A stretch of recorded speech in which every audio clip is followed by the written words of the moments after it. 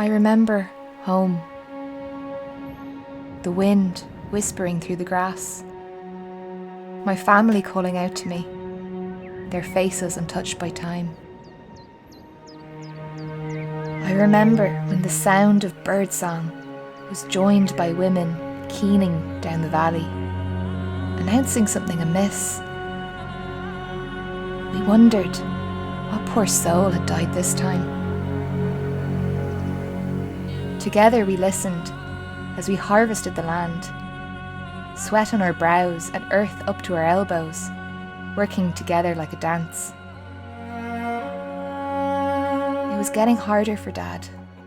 His leg was getting worse. Mum reminded us to count our blessings. We were better off than most. My brothers, Patrick and Michael, were so proud of our father. He'd been a soldier, wounded in Waterloo. I remember passing potatoes to Granny to cook when I noticed spots on them. "What's wrong?" I asked her. The spud was bruised and brown inside. It reeked of rot. Our spirits sank. Half the crop was afflicted. We needed to sell something to see us through the next harvest. I put on my best shawl and we headed for town.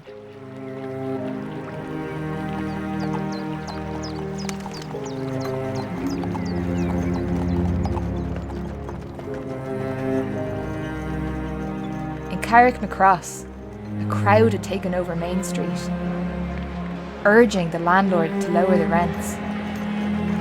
They pleaded together in a desperate chorus.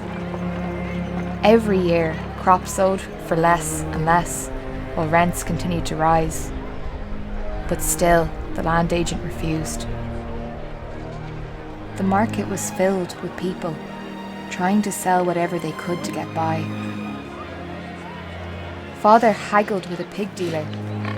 The price he offered us would not cover 6 months' rent. I offered my shawl to the merchant. Dad wanted to stop me. Hadn't I spent 6 months embroidering it? But I insisted. On our way home, we passed by the new Workhouse, a prison for the poor. And I wondered how terrible it must be if this girl prefers to sleep out in the cold. Her eyes were wild with hunger. She trailed after us like a shadow, but we could spare nothing. We spent the last of our money on seed potatoes and oats for next year's harvest.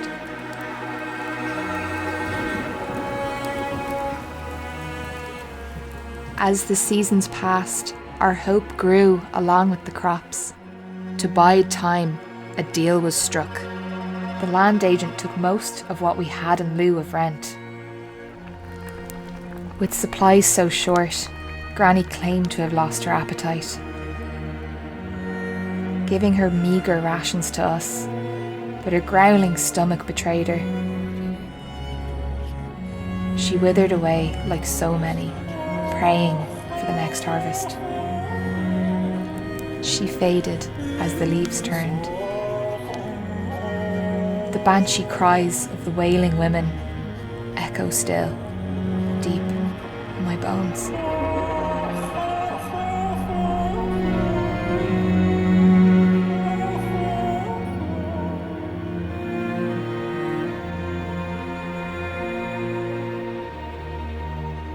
When summer came again, an eerie mist descended on the valley.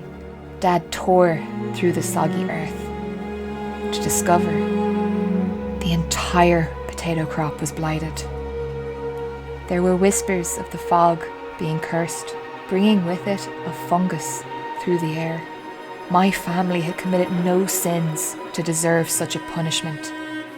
Famished with hunger, I set out with little Michael to scavenge.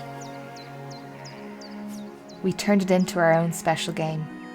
A treasure hunt, I told him, as we foraged for mushrooms, berries and nettles for soup.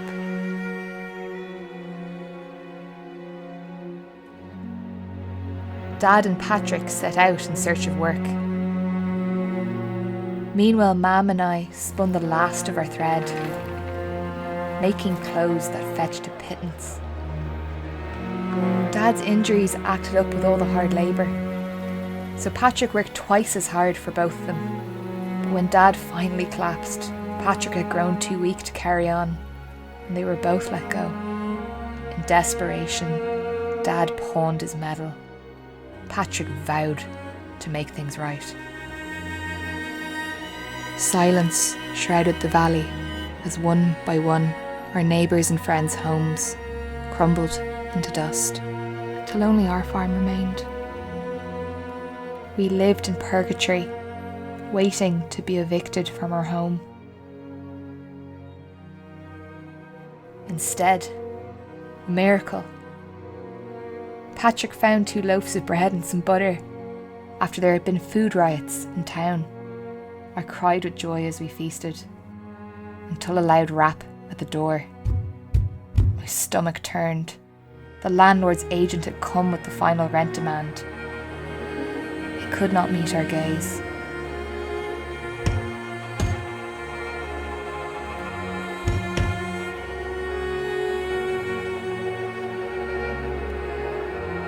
We had farmed this land for 8 generations. So Patrick and Dad set about protecting our home. Mam pleaded with them not to make trouble, and I tried to hide the fear in my eyes.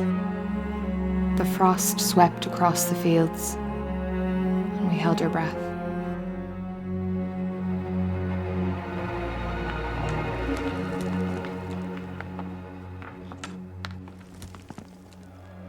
Angry voices came at daybreak, along with banging on the roof.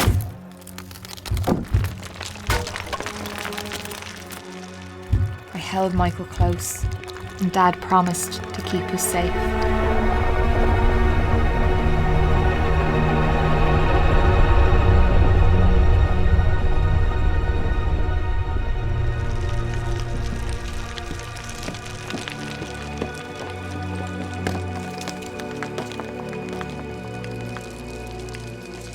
As the dust settled, all seemed lost. A look crossed Patrick's face, and I knew then he would not back down without a fight.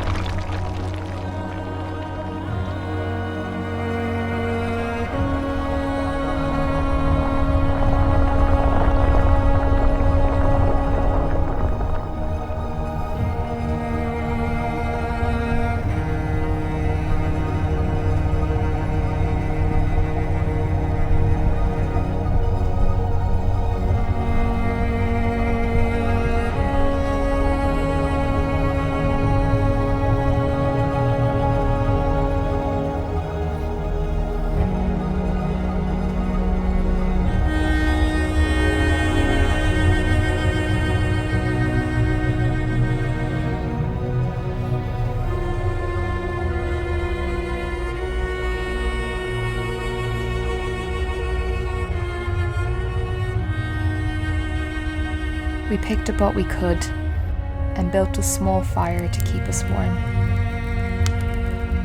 I listened to Patrick fighting for breath and the sobs of my little brother. Sparks flew up in the freezing air. Look up at the sky, Michael. Each bright star is a soul in heaven.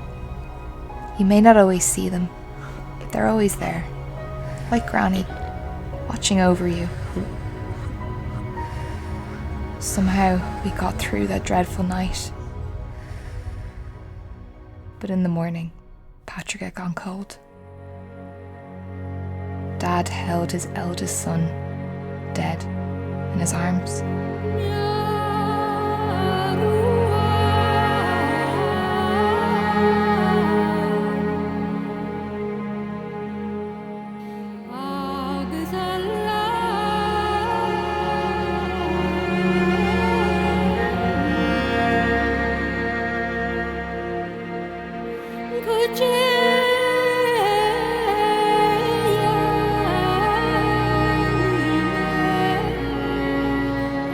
walked in procession through the snow, numb with grief.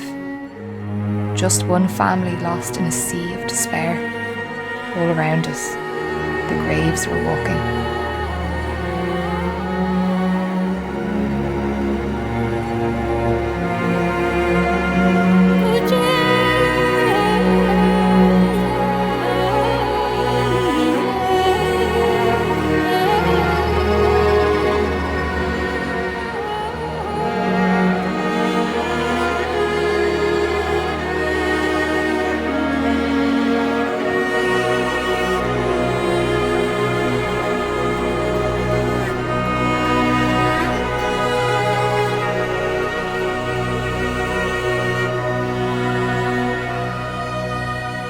Hundreds of families just like us had gathered at the gates. We were among the lucky few admitted that day. I never thought it would come to this.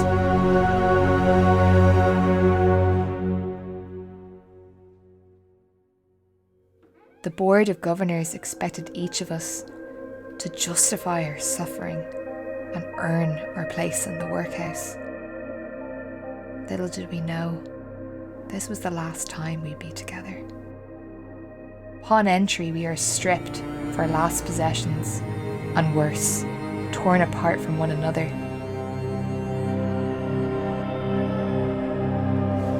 We are scrubbed clean, as if purging us of our sins.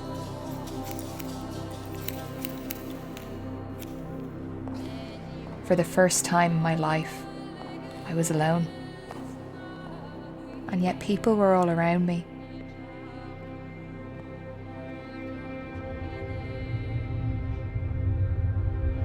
I lay awake all night on a bed of straw, listening to the roar of groaning and coughing and tossing and turning.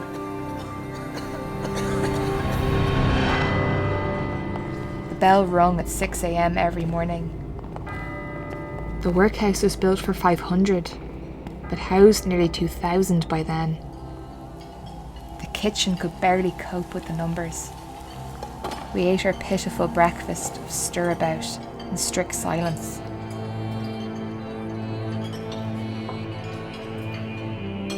At first, I'm tasked with lugging tubs of slop down from the dormitories and emptying them into the privies. Later, I was put to scouring floors and windows. We worked on our knees all day, bruised, back aching, and hands rubbed raw. Mam smiled one day as she passed me by. Her spirit remained unbroken. I buried these stolen moments down deep inside, where no one could take them from me. The daily grind chipped away human dignity. The only thing that kept me going were the rare glimpses of my family. Michael, the poor lad. I hope he knew it was me. People drop like flies, from exhaustion, from hunger, from losing their minds. I searched for my father in the men's yard. My heart broke when I spotted him, working the mill.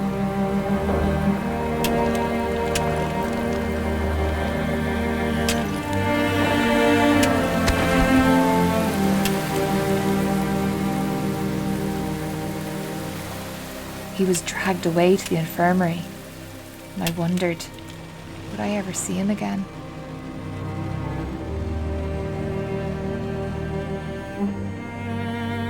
One afternoon, as I scrubbed the laundry floor, I saw Molly, the beggar girl, struggling to mend a sheet. I felt I had to help her. A shadow fell over us. I'd stepped out of turn, but as matron inspected my work, she was impressed. The laundry was warm, clean and safe. Matron offered me a place. She learned I could spin, skills passed down to me through my mother. Matron had me stitching garments, and I kept silent when she secretly sewed them to pocket a few bob for herself. She promised me, if I was good, she would arrange to get Mam in here too. At Mass, My heart filled whenever I saw Mam or Michael. They looked poorly, but Mam's smile reassured me. When I could not see Mam the next Sunday, Matron confided that she was sick, but assured me she would get her work in the laundry as soon as she was well. One morning, I was summoned to the Master's chambers. He spoke of a ship leaving for Australia. As an orphan girl, I was eligible for free passage under the Earl Grey scheme. I insisted I was no orphan, but the Master checked his ledger. Michael had been moved to the fever shed, but both my parents were dead. My legs almost gave out from under me.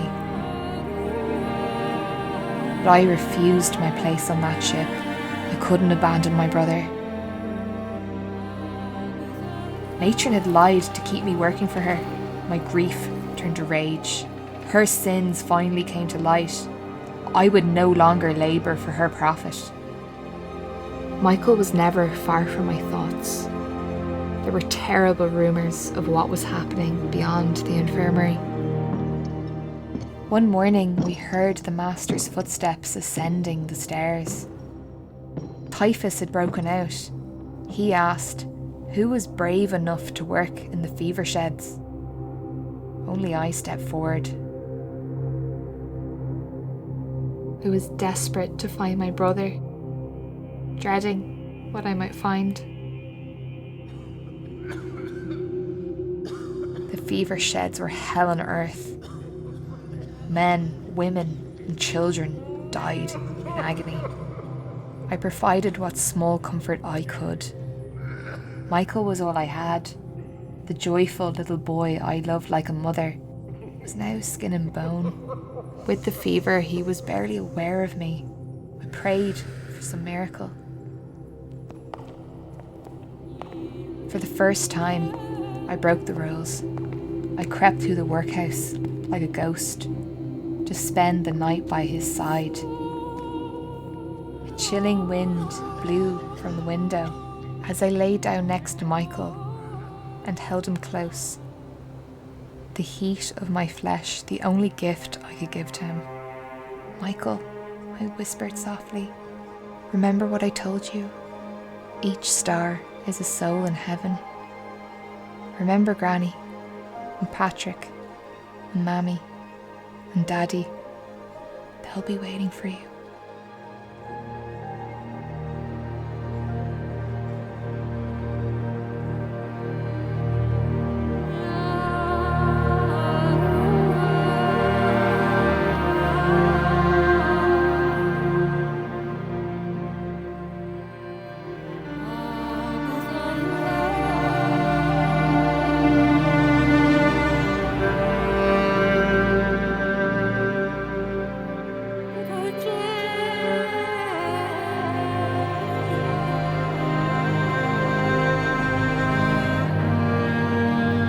I was led away to the punishment cell, feeling hollow inside.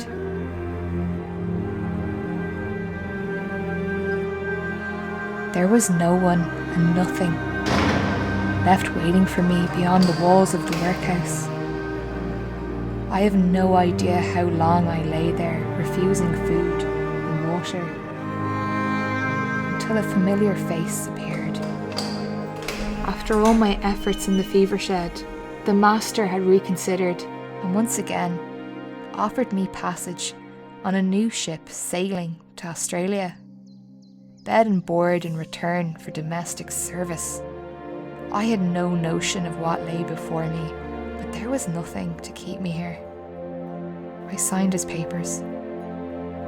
Every girl on the Earl Grey scheme was given a box containing a new wardrobe, and I was returned our family's possessions. Tiny keepsakes worth nothing, but meaning everything to me.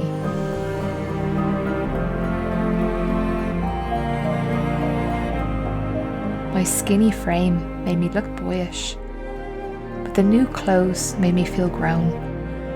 For the first time in weeks, I was reunited with Molly. I slipped my feet into the first pair of shoes I'd ever worn. I had entered the workhouse a child. I was leaving as a woman, Molly and the other girls seemed both terrified and excited. Perhaps now our lives might finally begin.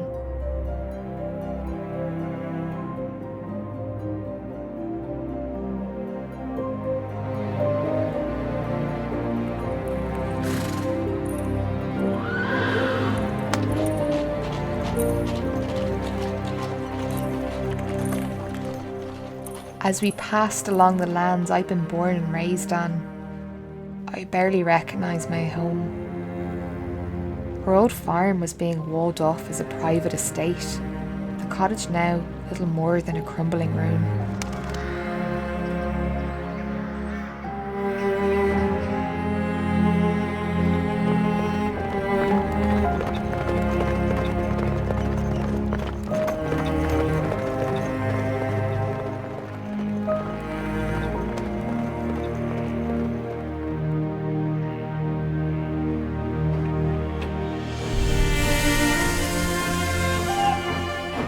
The port was jammed with grain sacks and cattle bound for England. I felt for the heifers. Like us, livestock exported to labour and breed in a faraway place. We boarded the John Knox, knowing we'd never step foot in Ireland again. The conditions below deck, I'm sure, were better than the coffin ships we'd heard of.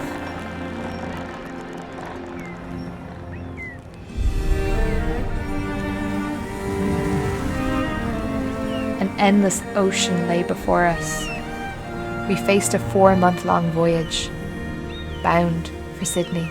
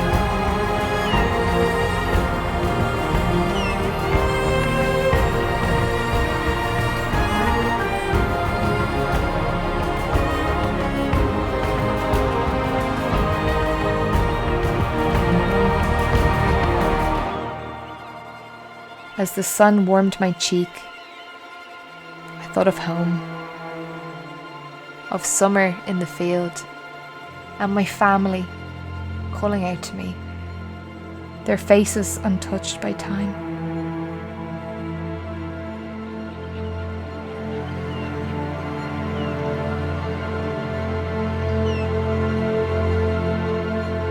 People will forget what happened. I remember.